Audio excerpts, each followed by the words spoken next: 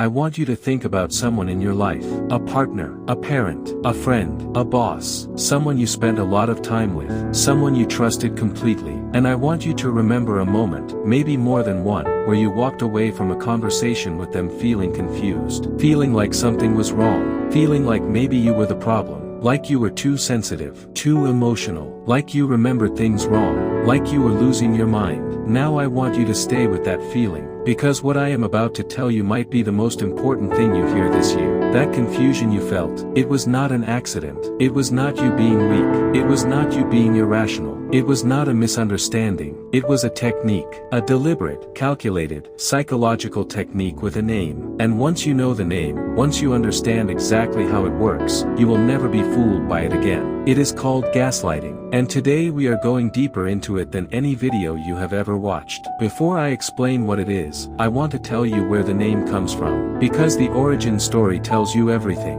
In 1944, a psychological thriller film called Gaslight was released. It starred Ingrid Bergman as a woman named Paula. She had recently married a man named Gregory Anton. And from the very beginning of their marriage, Gregory began doing something slow, something quiet, something almost invisible. Every night, when Gregory went up to the attic to search for hidden jewels he believed were there, the gas lights in the house would dim. Paula would notice. She would say, "The lights are dimming." And Gregory would look at her calmly and say, "No, they are not. You are imagining things. You are not well. You have always had problems with your memory." Night after night, week after week, month after month, Paula began to believe him. She began to think she was losing her mind. She stopped trusting her own eyes. She became completely dependent on Gregory to tell her what was real. That is what the film was about. A man systematically dismantling a woman's grip on reality, not through violence, but through quiet, persistent, deliberate manipulation. True gaslighting occurs when someone manipulates you into questioning your sanity, your experience, your memory, even your reality. The intent of gaslighting is to cause confusion and sow the seeds of doubt, and it can be a very coercive and controlling tactic. Air Media Tech. The film was made 82 years ago, and this week, gaslighting is the most searched word in America. That tells you everything about how common this is. Section 2, what gaslighting actually looks like, 2 to 3:30. Now here is where I need to slow down, because most people think they would recognize gaslighting if it happened to them. Most people are wrong. That is the whole point. Gaslighting does not announce itself. It does not come with a label. It is not loud or obvious. Gaslighting is a repetitive set of manipulation tactics, and many gaslighters may not even realize they are doing it, and many people who are being gaslighted fail to recognize it at first. Sprout Social. So let me walk you through exactly what it sounds like. These are real phrases, real sentences, sentences that millions of people have heard from someone they loved and trusted. That never happened. You remember something clearly, a promise they made, a thing they said, an argument that hurt you, and they look you dead in the eye and say, "That never happened." Not, "I do not remember it that way." Not, "I think you misunderstood." But, "That never happened." Full stop. No negotiation. You are too sensitive. You express that something hurt you, and instead of hearing you, instead of acknowledging that your feelings exist, they turn it around. Suddenly the problem is not what they said. The problem is how you reacted to it. You are told your own emotional response is the issue.